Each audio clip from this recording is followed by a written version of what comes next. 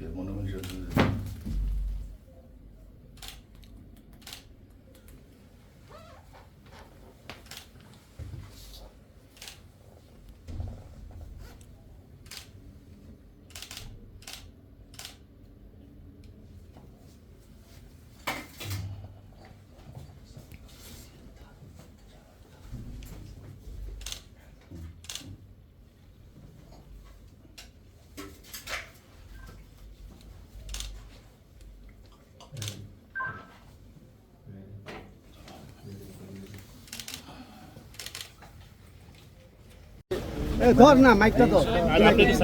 का भविष्य बनाने के लिए मैं नरेंद्र भाई मोदी को पद्म चिन्ह में मैंने वोट दिया और मैं मानता हूँ पूरे देशवासी उसी दिशा में अपना मतदान प्रयोग करेंगे।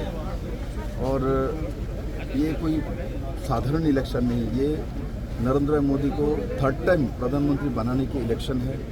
मैं आपके माध्यम से सभी जनताओं से, सभी गणदेवता से अपील करता हूँ 100% वोट करिए और देश का भविष्य निर्माण करिए। लोगों का पार्टिसिपेशन आपको कैसे दिख रहा है सर इस चुनाव में? आप त्रिपुरा में लोगों का पार्टिसिपेशन तो अच्छा है। अभी तक 9 बजे तक 16% वोटिंग हो गया, तो ये वोट का स्पीड बहुत अच्छा है।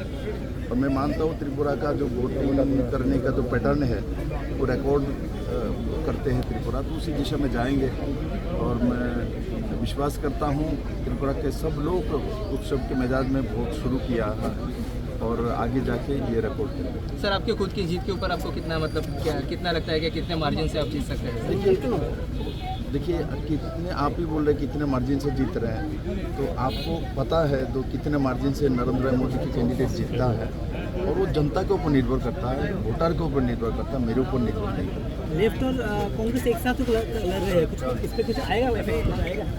देखो एक साथ तभी जाते हैं, दोनों का फिलोसफी एक नहीं है, दोनों का नया नीति एक नहीं है, तब भी एक साथ गए हैं। इसका मतलब क्या अस्तित्व बचाने के लिए वो लोग लड़ रहे हैं। तो गणतंत्र का अधिकार है, तो अपना अधिकार उन्होंने जताया, जनता उसका विचार करेंगे। Thank you sir.